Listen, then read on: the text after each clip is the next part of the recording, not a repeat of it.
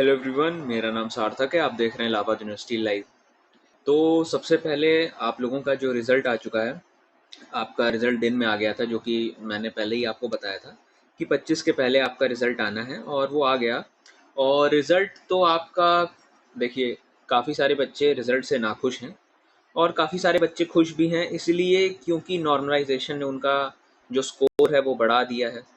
और कई सारे बच्चों का जो उन्होंने फाइनल आंसर की से रिजल्ट चेक किया था, जो अपना रॉ स्कोर था उनका, उसमें उन्होंने काफ़ी उनका कम भी कर दिया है।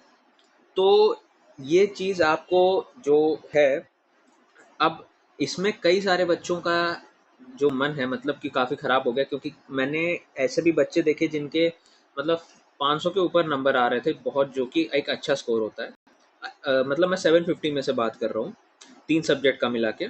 जिनको भी अगर इलाहाबाद यूनिवर्सिटी में एडमिशन लेना है, मैं उनकी पहले बात कर रहा हूँ। आपका जो 500 के ऊपर भी आ रहा था स्कोर, बट अगर आपका नॉर्मलाइजेशन हुआ तो वही स्कोर आपका 440 450 के आसपास चला गया। और सेम एक मैंने एक और स्टूडेंट का देखा कि जिसके मार्क्स क्या कहते हैं 300 में 300 कह रहा हूँ, 350 के आसपास आ रहे थे फाइनल आंसर की में, उसका मार्क्स जो है 400 प्लस चला गया।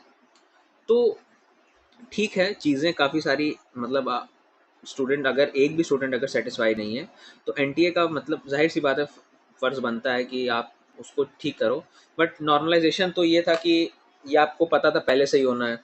दूसरी चीज़, अब मुझे एक चीज़ नहीं समझ में आती, 2023 में जो पेपर हुआ था वो आपने बिना नॉर्मलाइजेशन के कराया था, क्योंकि सारे पेपर आपने पेन पेपर मोड में किए थे और वो एक ही दिन में सब पेपर हुआ था।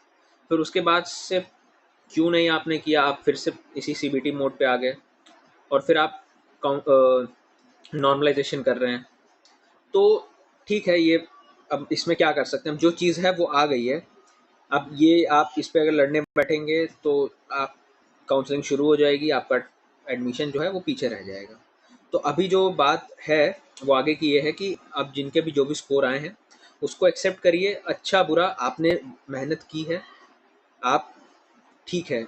अगर 10-20 नंबर ऊपर नीचे हो रहा है तो वही है कि थोड़ा सा आपको करना पड़ेगा, मन पे अपने पत्थर रखना पड़ेगा और एक्सेप्ट करिए।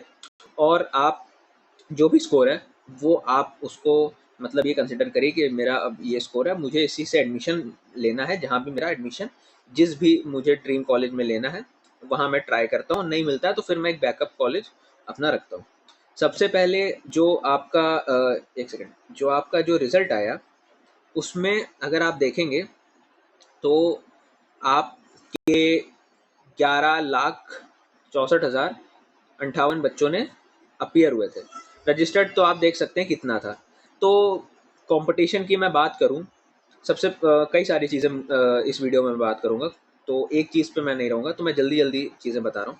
देखिए, कंपटीशन की बात करें, कंपटीशन हर साल आपका बढ़ता है, इस साल भी आपका कंपटीशन बढ़ा है। कैंडिडेट्स अगर लास्ट ईयर भी अगर इससे कम अपीयर हुए थे तो इससे कम रजिस्टर्ड भी किए थे। तो कंपटीशन आपका अच्छे कॉलेज के लिए उतना ही रहता है। आपका जो कट ऑफ रहेगी वो आपकी हर साल बढ़ती है। बस फ़र्क ये रहता है कि किसी कोर्स में आपकी कट ऑफ थोड़ी कम जाती है, किसी में ज़्यादा जाती है। ये फ़र्क रहता है बस। सबसे ज़्यादा जो स्टूडेंट्स थे आप देख सकते हैं, जो मैं अगर सब्जेक्ट वाइज बताऊं तो आपके सबसे ज़्यादा जो स्टूडेंट थे वो इंग्लिश में रजिस्टर्ड हुए थे। जनरल एप्टीट्यूड टेस्ट में आपके इंग्लिश से भी कम थे, केमिस्ट्री में तो बहुत ज़्यादा थे। आप देख सकते हैं केमिस्ट्री के जो स्टूडेंट थे वो मतलब सबसे ज़्यादा केमिस्ट्री के स्टूडेंट थे। फिर उसके बाद आपका बिजनेस इकोनॉमिक्स, बेसिकली सबसे ज़्यादा बीएससी के स्टूडेंट थे अगर केमिस्ट्री किसी ने लिया है। फिर उसके बाद आपका बिजनेस स्टडीज़ हो गया, बीए के भी स्टूडेंट्स थे। तो ये कई सारी चीज़ें। अब जनरल एप्टीट्यूड टेस्ट जिन्होंने नहीं दिया था, जो भी स्टूडेंट हैं, वो अपने आप को इलाहाबाद यूनिवर्सिटी से एक तरीके से आप आउट कर लें, क्योंकि आप एलिजिबल नहीं है। इलाहाबाद यूनिवर्सिटी में जो क्राइटेरिया है उसमें आपका जनरल टेस्ट होना कंपलसरी। बीएचयू में भी अगर आपको एडमिशन लेना है तो अगर इनफैक्ट अगर आप बीएससी में नहीं ले रहे हैं तो उसके अलावा बीएससी और आप अकाउंट्स अकाउंट्स कह रहा हूँ मैं, सॉरी, बीकॉम, हाँ, बीकॉम में अगर आप नहीं ले रहे हैं तो आपके लिए यहाँ पे जनरल टेस्ट नहीं मायने रखता। बट जनरल टेस्ट अगर आप एयू में किसी भी कोर्स में एडमिशन ले रहे हैं तो जनरल टेस्ट आपके लिए कंपलसरी है।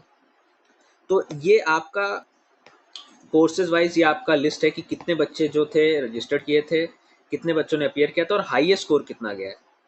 और हाईएस्ट स्कोर ये आप देख सकते हैं कि 244 आपका इंग्लिश में गया है। जहाँ तक है एक दो सब्जेक्ट छोड़ के किसी में आपका full marks, I think accounts में, हाँ, किसी स्टूडेंट का फुल नहीं आया। बाकी सब का क्या कहते हैं, हाँ, संस्कृत में, बाकी सब में सबके नंबर आसी पास आए हैं, मतलब फुल किसी का नहीं आया। लास्ट का इससे पहले तो काफ़ी सारे बच्चों का 100% आए थे। तो इस साल आपके कम कोर्सेज में आए, कट ऑफ आपकी कम जा सकती है। जो आपके कॉलेजेस जो मतलब ये मान के चलिए जो मेन कॉलेजेस रहते हैं, जैसे डीयू के नॉर्थ कैंपस के जितने कॉलेजेस हैं आपके, इलाहाबाद यूनिवर्सिटी मेन कैंपस है आपका, बीएचयू मेन कैंपस है, इन सब की कट ऑफ तो आपकी हाई रहेगी। हाई आपकी इनकी कट ऑफ रहती है, और ये इसमें कुछ आपका ये नहीं कि चेंज हो। अब बस ये रहता है कि कितने मार्क्स पे आपको यहाँ पे एडमिशन मिलेगा और कितने पे नहीं मिलेगा। तो उसके लिए क्या करना है वो भी मैं आपको आगे बताऊंगा।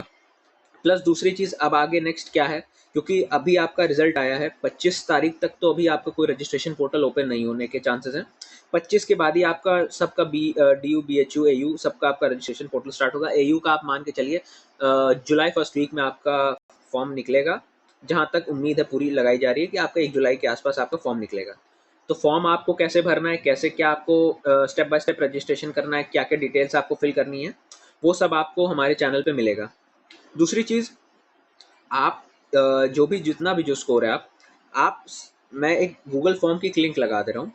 ये लिंक है, आपको इसमें अपना नाम, अपना CUET UG का सब्जेक्ट वाइज स्कोर, कैटेगरी, अपना टोटल स्कोर और किस कोर्स में आपको एडमिशन लेना है, अपना मोबाइल नंबर, ये सब चीज़ें आपको फिल करके बतानी है। जिससे कि मैं आपका जो जितने भी जो स्टूडेंट हैं ये तब गूगल फॉर्म भरेंगे, तो मुझे और आपके लिए दोनों के लिए ये हेल्प करेगा कि मुझे एक तरीके से डाटा मिलेगा और मुझे पता चलेगा कि कितनी जो आपकी कट ऑफ है इलाहाबाद यूनिवर्सिटी की, वो आपकी क्या रहने वाली है। और जिनको भी एडमिशन लेना है आपको भी पता चल जाएगा कि आपके जो मार्क्स आए हैं उसमें आपको एडमिशन मिलेगा कि नहीं मिलेगा। तो इसको आप फॉर्म को फिल करिए, जितना ज़्यादा हो सके आप लोग ये फॉर्म फिल करिए। मैं सबसे कहूँगा कि सब ये फॉर्म फिल करें। आप लोगों की डिटेल्स मेरे पास आएंगी, मुझे भी पता चलेगा कि आपके जो मार्क्स हैं वो कैसे आए हैं। उसी के बेसिस पे मैं आपको एक एक्सपेक्टेड कट ऑफ इस साल की क्या रहने वाली है और किस कोर्स की क्या रहेगी वो मैं आपको बताऊंगा। बाकी मैं मतलब बहुत दिल से आप लोगों के लिए दुआ करता हूँ कि आप जो भी जिस भी कॉलेज में आपको एडमिशन लेना है आप लोग को वहाँ एडमिशन मिले, और नहीं भी मिलता है तो जिस भी कॉलेज में आप बैकअप लिए हैं, क्योंकि बैकअप रखना पड़ेगा। अगर आप लोग प्रैक्टिकल नहीं रहेंगे तो ये नहीं हो सकता कि आप चाहें अड़ जाए कि मुझे वहीं लेना है। ड्रॉप लेने से बेटर है कि आप उससे भी अच्छे कॉलेज आप ले सकते हैं। मेन कैंपस अगर आपको यूनिवर्सिटी का नहीं मिलता तो कॉलेजेस भी आप ऑप्ट कर सकते हैं। अब तो कॉलेजेस में भी अच्छे से बहुत शुरू से ही अभी क्या शुरू से ही बहुत पढ़ाई अच्छे से पढ़ाई हो रही है, और सेम लेवल तब एग्जाम होता है आपका। तो जाहिर सी बात है जो बच्चा कैंपस का एग्जाम दे रहा है, जो कॉलेज का दे रहा है, आप समझ सकते हैं आप एक सेम लेवल पे हैं।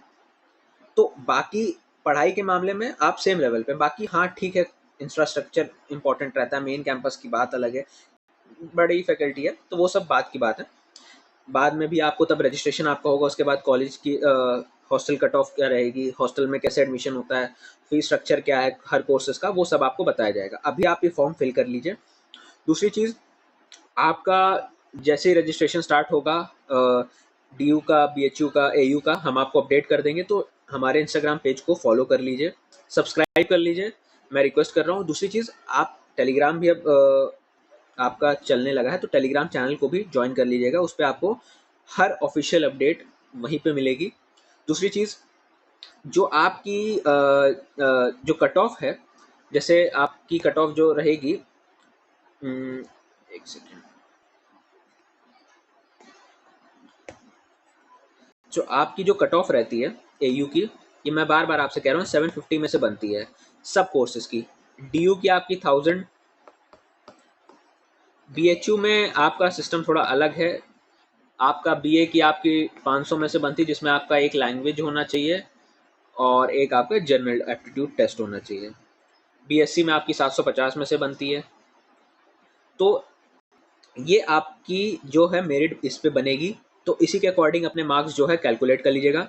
दूसरी चीज़, सपोज करिए किसी स्टूडेंट ने 2 डोमेन दिए हैं, तो जिस डोमेन में आपके ज़्यादा मार्क्स आएंगे वो आपका एडमिशन के लिए कंसिडर किया जाएगा, मतलब जिसमें हाई मार्क्स आते हैं वो आपकी 750 में से मेरिट बनेगी। उसमें से इलाहाबाद यूनिवर्सिटी की। तो अपने जो भी स्कोर है, जो भी आपका फॉर्म है गूगल, जो भी आपका स्कोर आया है, जिस भी कोर्स में एडमिशन लेना है, जो भी कैटेगरी है, नाम, अपना नंबर, वो आपको हमारे गूगल फॉर्म में फिल करना पड़ेगा। और व्हाट्सअप लिंक भी आप लोग लगा दूंगा मैं, तो व्हाट्सअप भी ज्वाइन कर लीजिएगा। बाकी परेशान होने से बढ़िया है कि अब आप थोड़ा सा इसको आगे बढ़िए और अब तैयारी अपनी एकदम पूरी कर लीजिए, क्योंकि अब जो है आपका एक फेज़ आपका निकल चुका है, अब दूसरा फेज़ आपका स्टार्ट होना है। कि अब आपकी जो एडमिशन था, आपका एग्ज़ाम था, वो आपका पूरा, अरे एग्ज़ाम थे, आपका रिजल्ट थे, वो आ गए।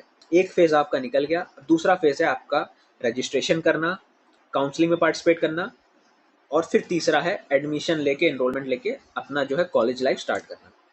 तो ऑल द बेस्ट सबको। बाकी गूगल फॉर्म फिल कर लीजिएगा और यूट्यूब चैनल को हमारे सब्सक्राइब कर लीजिएगा, और वीडियो जितनी ज़्यादा हो सके शेयर कर लीजिएगा। और हाँ, एक फीचर है कि आप जितनी ज़्यादा वीडियो हाइप कर सकते हैं, कमेंट बॉक्स के बगल में एक ऑप्शन रहता है, तो हाइप भी कर दीजिएगा। बाकी आपसे मिलता हूँ मैं अगली वीडियो में, तब तक के लिए देखते रहिए इलाहाबाद यूनिवर्सिटी लाइव को।